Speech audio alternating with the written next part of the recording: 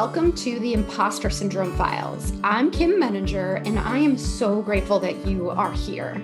It's now been more than a year since I started this podcast, and I can't tell you how much I've learned and grown from the conversations that we've had here. As you may have heard me share, I have struggled with imposter syndrome and anxiety for much of my life, so this is a very personal journey for me. I do this podcast because I want us to share our stories with each other and to stop suffering in silence. Imposter syndrome is a pretty universal human experience and nothing we should be ashamed of. By listening to or supporting this podcast, you're helping me to advance my mission of destigmatizing this conversation and making it safe for everyone to be vulnerable and get the support they need. Thank you so much for listening. If you enjoy this podcast and would like to support this mission even further, please consider subscribing. And if you feel inclined to leave a 5-star review, this really does help raise the visibility of the podcast so that others can find us. And please consider sharing with your friends. Lastly, if you have a story you'd like to share, connect with me anytime. I would be happy to interview you. Thanks again for being here.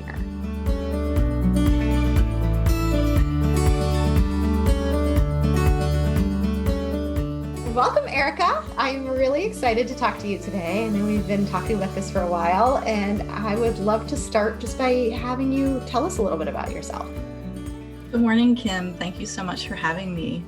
I am a technical program manager. I've been in the healthcare industry for about 15 years, and I am currently transitioning to a product role. Wonderful. So I'll ask you the question I ask everybody, and that is, what does imposter syndrome mean to you? And then if you want to take that even further and just tell us a little bit about how, if at all, it has shown up for you. Imposter syndrome for me is this little voice in my head that is always telling me that there's more that I need to learn, there's more that I need to be, there's more that I need to do in order to be respected, I guess. Yeah, part of it is how many certificates, how many degrees do I need to convince myself that I'm that I'm a professional at a certain level. So that's kind of what imposter syndrome is to me. I feel like there's a second part of your question that I'm forgetting to answer. I think you actually answered both in the same response, which is great. You talked about, when I was asking you about how does it show up, right? Is that idea of just needing more and more certifications, more and more validation, that at least this is my interpretation of what you're saying, right? That I do know what I'm doing. Mm-hmm. Yes, that's accurate. Yeah, and I was actually just having this conversation with somebody else too about that, the certificate trap that we fall into, right? Is this need to like constantly prove ourselves and show, yeah, I've got the certificate that says that I'm an expert in this area. But unfortunately, it doesn't always tackle the confidence piece, right? It doesn't necessarily make the self-doubt go away. Correct. That is correct.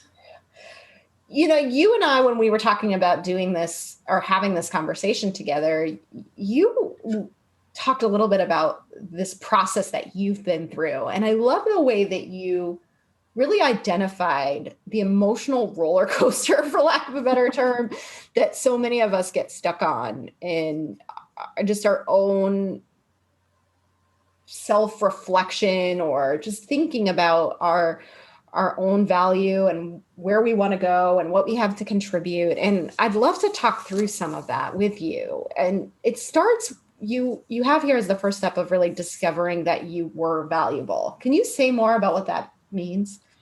Sure. Because I'm usually in a space of my main motivator, I guess, in life is always, what's the next thing I need to do? What's the next thing I need to learn? How can I do things better? What I'm really good at is forgetting to stop and appreciate my accomplishments. And it's even to the point that I'm not always paying attention when people tell me I'm doing a good job. Um, it's like I hear it, but it doesn't register. Hmm. And because I'm always like, how can I do this better? um, so I wasn't hearing, and especially like the people that are closer to me, or that I see more frequently. And I started to pick up on that. Actually, one a recruiter from Google had reached out to me and was encouraging me to apply at Google. And I was like, get out of here. Like Google, like, and that to me was like a big light bulb moment. Like somebody that I don't know was able to see my accomplishments. And it woke me up. Um, yeah, so then I just started to listen and to actually take in positive feedback. Um, I I spend a lot of time, or not a lot. I don't spend a lot of time. That's not the right way to say it, but um, yeah, just it's hard for me to receive a compliment, and I don't really know why that is, but it's just a skill that I haven't quite mastered. I mean, it could be because I'm always like, okay, what can I do better? I always know there's something I can do better. So, and I think that's probably what's kept me from like listening. So, I think that's a really interesting analysis because I certainly don't think you're alone. And I think it's very true. And I'm not pointing to any specific research here when I say this, but just anecdotally, right, that I think women struggle with this more so than men. And I love how you're talking about it in terms of the focus being on the future as opposed to the present, right? And this idea that we're so busy, we're so motivated, we're so driven to get to the next thing, right? We're ticking off our to-do lists and ticking off our goals, but we're not stopping and celebrating them. We're not actually looking and saying, wow, that's a big accomplishment. I should really be proud of that. mm-hmm. We're just on to the next, right? Right. So I think that's such an important point and something that we would all benefit from spending more time on is just basking a little bit in the glory of the things that we're doing, whether that is giving compliments to ourselves in some way of just, that I worked really hard on that, or really listening and accepting the feedback of others. Right. I think that what's the current you see a lot of people, share memes about being present and doing a lot of work about being more present. And I think that is that's exactly an example of, needing to be more present, enjoying more of what you accomplish, like be here, and not so far in the future all the time. Exactly. And have you found a way to do that more consistently? Like, is that a practice that you're putting into place or anything that you have found to work to help you to focus on that? Gosh, I'm still very much in the future. No, it's definitely going to take time for all of us to. If I don't have 20 projects on my to-do list, like I feel like I'm not doing enough. There is one thing that's been really helpful for me, and that is having an accountability buddy. I actually have a couple of accountability buddies, and they're all a little different. But there's one of my accountability buddies that we're really focused like on a weekly basis, having a meeting with each other, talking about what we accomplished the week before and, what our goals are the coming week. And that's been really great. We make a list, it's written down. So if I ever forget, I can go back and see like, oh yeah, that's right. 2 weeks ago is when, I did that interview, and 3 weeks ago is when I, hit a dollar amount on, a sales project. And that's been really, really helpful, as well as um, she celebrates when I'm like really quick, like taking stuff off. She'll celebrate and remind me to celebrate. So that's been amazing. I'm really glad. I think the accountability piece is so important to this too, because we might have the best of intentions and in a moment of inspiration say, I'm going to do this going forward, right? But then if we don't set up the structures, if we don't actually commit to doing it in some type of a systematic, for lack of a better term, way, it's going to fall through the cracks. It's just naturally we're going to go back to the old way of doing things. So I think the accountability buddy piece is a really interesting way of keeping yourself honest, right? And also opening yourself up to the feedback of others. Yeah. Yes. Yeah.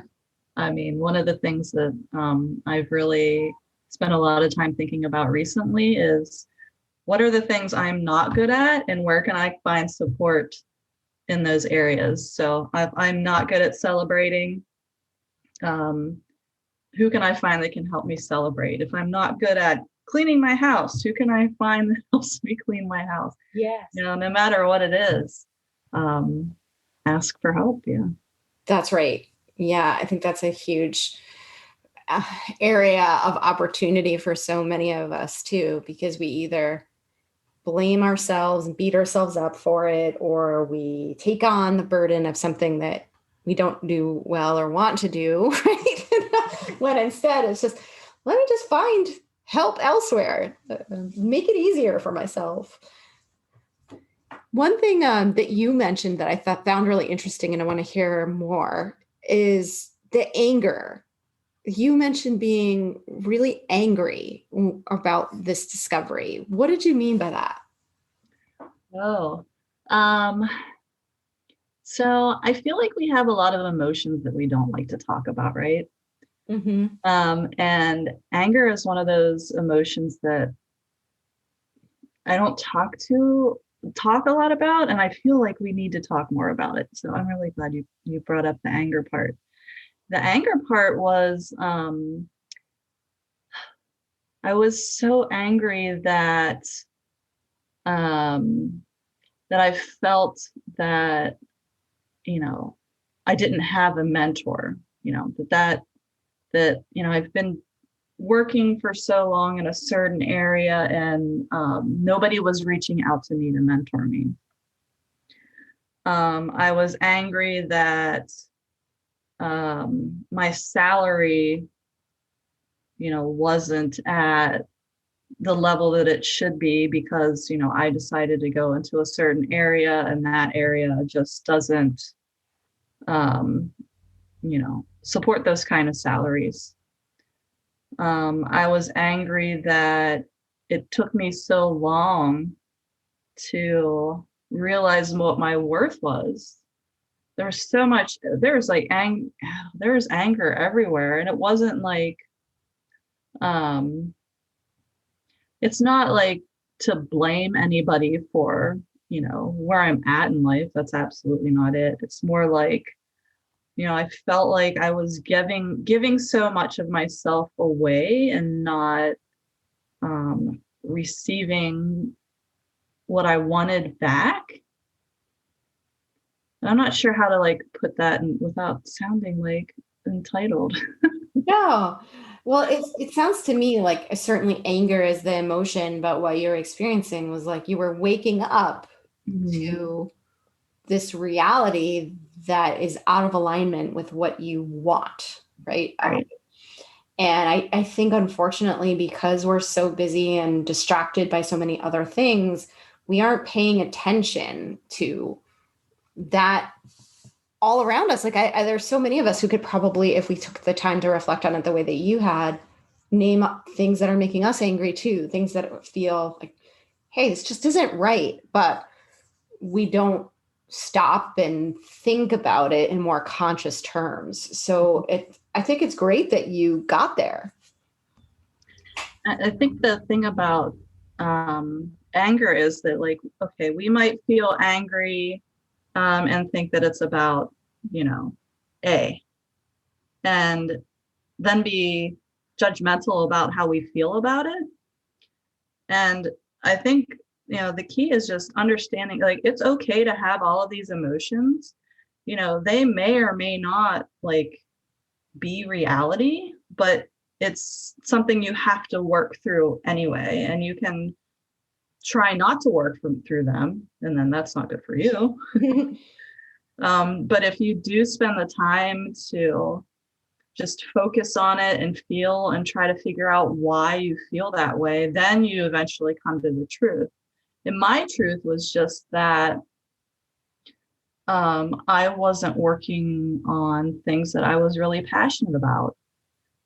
And that, in the end, that is the truth. So the truth isn't that, nobody ever told me I did a good job. People tell me I do a good job all the time. The truth is that it's time to move on so that I can follow my passion. And that sort of brings me to another emotion that I think gets triggered when we find ourselves in the kind of situation that you're describing, which is fear, right? All of a sudden you can't unknow what you just described, right? Like, once you realize I'm not in the place I want to be, there's more for me out there. There's this exhilaration that comes with it, and also this terrifying fear. Like, yes. Where do I go from here? Right? Like, talk more about that piece for you. We spent my accountability buddy and I spend a lot of time talking about fear.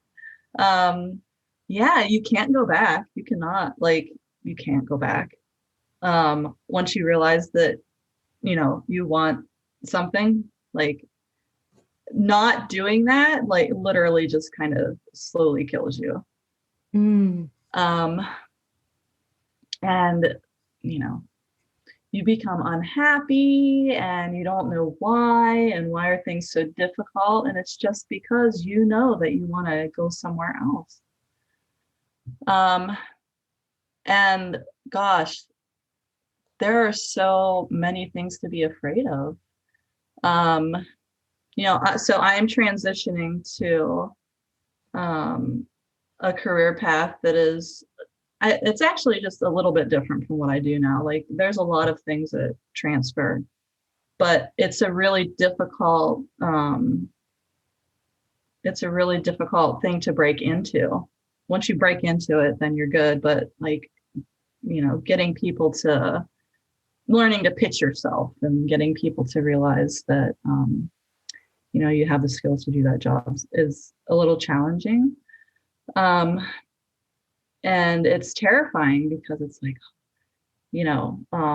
what do people want? And do I have that?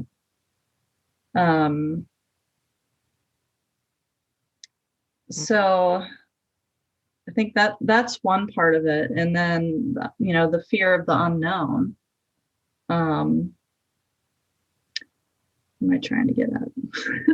Yeah, no, I think what you just said is really powerful too. Like, what do people want? And do I have that? And I feel like that is such a central part of this whole confidence conversation, because we often frame it as, I need to be something that someone else wants me to be, right? And it makes sense in some ways, right? There's a job description, there's a profile out there of what the job requires. And so we're looking at it and we're ticking off the boxes and we're evaluating whether we have what it takes. And it just puts so much pressure on us to show up in a certain way in the hopes that somebody will accept us for that somebody will like it and want it and validate us for that. It's really hard to depersonalize this whole process because it does feel personal, right? It feels like, yeah, you're judging me. You're evaluating me. I think what has helped me in terms of thinking about this differently is to think about it as, yes, I am trying to make a good impression, but it has to be a fit for me too. And if I feel like I have to jump through hoops, or I have to be someone that I'm not, if I have to, contort myself in all of these really unnatural ways in order to get their attention and get their approval, that's not going to be a good fit for me long term anyway. And to just kind of recognize when it's not about you per se, it's about the lack of fit. Right. And I just realized where I was trying to go with that was that I've been doing a lot of networking and, just talking with other women on their paths. And the best conversation I've had this year is from a woman that I met who, instead of like there's a path and I'm following this path and this is what I have to do. She approached it differently. She looked at her next job as, what is the skill set that I want to learn? So instead of, I have to go here and follow this trajectory, it was, what do I want to learn next? And it wasn't a traditional path at all. Instead, it was what she wanted. And I've been reflecting on that a lot, as well as, so I think, looking at your career as, what do you want? What are you passionate about? That you're interviewing, for positions that you want, not the other way around. Yeah. Like, you don't have to convince them that you're a good fit. You're already a good fit. You want to be there and you have the skills to apply. Are they a good fit? Are they the company that you want to be at? And if you switch the tables, then all of a sudden you have the power. That's right. So I think that realization has helped me deal with the fear, as well as in, times when I don't feel like I can turn the tables and I'm not running things, is just sitting with the fear. So, I have a friend who, she has certain career, objectives she's trying to meet, and some of them are terrifying. And, I talk to her and say, have you just sat with it? Sit 5 minutes, sit with the fear, see what pops up, see what you're afraid of, practice it. And doing that kind of activity around what it is you're most afraid of, really helps you move through it. I think this also ties back to what you were saying before about this idea that there are certain emotions that, we shouldn't have, or that are some negative in some way. Right? And so I think we're afraid. We're afraid to be angry. We're afraid to be afraid because of what we think that will do to us. It's going to keep us stuck. It's going to hold us back. It's going to result in some kind of undesirable outcome. Mm-hmm. But it just is. And the more that we process it, the more that we sit with it, like you're describing, the more that we can work through it in more in healthier, more functional ways. Telling yourself that you're not afraid and just pretending that you're not doesn't make that fear go away. It just suppresses it, and then it leaks out in other ways, right? So I think it's great to actually consciously stop and examine the fear too, of what am I really afraid of? So many times the fear is just this generalized anxiety. It's not even pointed in any specific direction. What am I afraid of? What is the likelihood that that's going to happen? What do I do if it does? Just taking a more cognitive approach, recognizing fear is going to come. Fear is going to happen anytime we do something different, anytime we do something new. Mm-hmm. But how do we process that in a way that allows us to get through it more productively? Yeah, all of our emotions are there for a reason. Yes. even though we don't always understand why they're there. Yeah, they're there to help you do something, and if you pay attention to them, and understand them, like the more you practice that, the easier it becomes. Yeah. Exactly. And you mentioned it too in your process about being kind to yourself. And I want to talk a little bit more about that too, because I think that's another thing that many of us fall short on is we push ourselves. And I think there's a fear there too, that if I'm kind to myself, if I'm too forgiving, then I won't work as hard. I won't actually do what it takes to get to wherever it is I want to go, which I think is definitely a flawed argument. But we need more opportunities to do that. What does that look like to you? So I had the example that I wanted to share today was I'm transitioning, right? So I'm trying to figure out how to transition, applying to jobs and just figuring out the whole process. And then COVID hits and everything just grinds to a stop. And for me, it was just, COVID was overwhelming, and I don't even have kids, so I am in awe of every parent out there that has been able to, keep their families functioning at any level, because, I have a dog and a husband, and everything stopped. COVID just was too emotionally draining and heavy for me. And I was beating myself up like crazy because I'm not applying for jobs. I'm not networking. I have, some, LinkedIn profiles and, all kinds of stuff that I wanted to do. And everything stopped for months. And when you're not kind to yourself, you can fall into this, you're just constantly beating yourself up, and you should be doing this, and telling yourself pretty awful things. And all that's doing is taking all of this energy that you could be using to do positive things and turning it into negative energy that just keeps sucking and sucking, from you. So, I feel like being kind to yourself is just understanding you can't do everything. Everybody makes mistakes. Nothing is going to be perfect. Go ahead and get your hair cut. Go ahead and, buy a new sweater.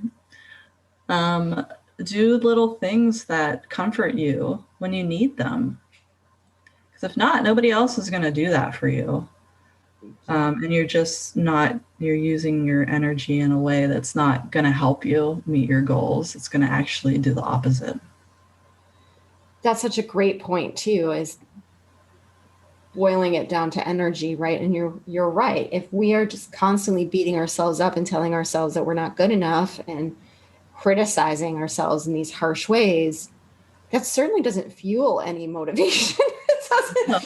It doesn't recharge us in some way. And so it's helpful, I think, again, going back to this idea of being self-aware and mindful of what's going on in the moment. If we are finding ourselves in hypercritical mode of telling ourselves these horrible things and beating ourselves up, to ask what's the desired outcome here? And is there a better way to get to it? And sometimes you do just have to take a day off, just take a moment, take an hour, take a week, whatever you need to just get back to a more neutral or positive place. And that's certainly something we would offer or suggest to the people we love. We have to try Right. we have to try to adopt a similar mindset when we're talking to ourselves. Right. Yeah. Sometimes you just need to sleep for a day. It's That's right. okay. Exactly. Everything will be waiting for you when you come back, but you're going to have more energy and more clarity and focus. Right. So where are you now? I am networking right now. I'm reaching out to people and meeting people because I realized that, for me, for a while, I thought that, the number of applications is what my goal is, and it's not. I listened to myself and was like, okay, how am I most comfortable moving, along with this process?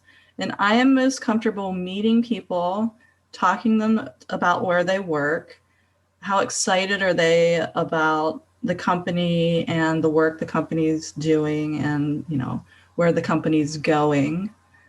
And I realized that, I'm more comfortable doing that because that's what's important to me.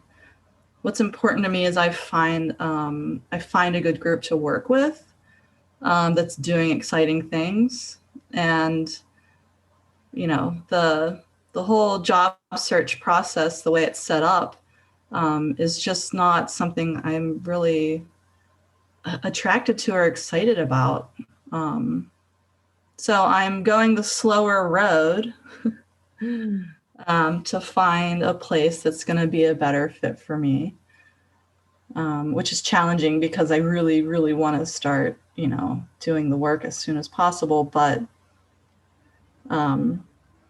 if my, what I find important isn't in line, I'm getting lost in my thoughts here. No, I want to comment on what you're saying too, because I really think that what you're describing feels slower, but what you're saying is it's more deliberate, right? It's not, we can fly out of the gates, but without answering those fundamental questions, without processing the feelings that are coming up, without creating more opportunity to connect with our strengths and thinking about what do I want here, right? What's the right fit for me? You may land a new job immediately only to find out, oops, right? This isn't what Right. what I wanted. So it feels slower, which when you're in a hurry, when you know that you want to do something different, it's tempting to take shortcuts. But what you're describing is a lot more intentional, which I think is far more likely to get you to where you actually want to be. Yeah, I agree. And there was, I shared it in our last session, but, I had an opportunity that I think could have happened much quicker had I, approached it how they wanted me to. And just something in my gut told me, no, I don't think so. And it turns out like, the type of place that I'm looking for, that wasn't really the type of place I was looking for. And I didn't get the feedback that, my gut was right until a number of months later. So yeah, listen to yourself, follow your gut, do things the way you're comfortable doing them. I think this is such an important conversation because so many people are in transition right now, whether actively or just starting to think about it. And so I think you've given us a really great kind of insight into the journey. And everybody's journey is a little bit different, but I love how honestly you talk about the various emotional stages, right? And what was important to you to get to where you are. And so I'm really, really grateful that you are sharing this with us. And I'd love to just wrap up by asking you a couple of questions, like what motivated you to want to tell your story today? What do you hope people will take away from it? I like sharing. I think that as women, we have a lot of things that we're dealing with that we would genuinely help each other work through them a little quicker and have better outcomes if we are open about them and honest. I always think back to I was in grad school and sitting around the lunch table with a bunch of grad students. And during lunch, I'm like, wow, grad school is really hard. And the whole table looked at me like I had like bugs crawling out of my ears. They were like, what? How dare you say, like, nobody said anything. It was more like, oh my God. And I was like, that has sat with me for such a long time. It's like, why are people so afraid of just sharing? Like, we would all be better and by lifting each other up. Like, so I love sharing. Sometimes people think too much, but I think No, that's perfect. And that's exactly why I do this. This is why I have these conversations, for the same reason. I just think that we all get inside our own heads and we're afraid to say things out loud. And the more that we share, the more that we know that we're not alone, the easier it's going to be to work through some of it. So yes. Thank you so much, Erica. I really, really appreciate it and have enjoyed our conversation. Thanks for having me, Kim. Thanks again for listening. If you'd like to stay connected, please join the Leading Women discussion group, which meets every Thursday at 12 p.m. Eastern. This is a place where women come together to discuss questions or challenges related to leadership development and career management. It's a great place to learn from, support, and connect with other women on similar journeys. In addition to the weekly calls, we also have a Facebook group and a Slack channel where we stay connected and support each other. Please join us there too. You can check out the show notes for the links. Before we wrap up, if you like this podcast, I would love to share another podcast with you that I know you will enjoy. Do you ever find yourself playing small? Do you want to take risks, but in the end, you end up taking the safe route? Does your inner critic keep you from reaching your full potential? As counterintuitive as it often feels, we don't become confident first and then take action. It's through our actions that we build our confidence. That's why one of the greatest ways to manage imposter syndrome is by taking brave and bold action. If you want inspiration and insights to help you to take action and to be brave at work, then my friend and colleague Jen Pastikas's Brave Women at Work podcast is for you. Jen and I met when we interviewed each other for our podcasts, and I knew instantly that Jen and I shared a similar worldview and a commitment to empowering women to be our best selves. On her podcast, Jen digs into common challenges such as perfectionism, boundary setting, and burnout, all to empower us to shift our mindsets and play bigger in the workplace. You can find the Brave Women at Work podcast on Apple Podcasts, Stitcher, and Spotify.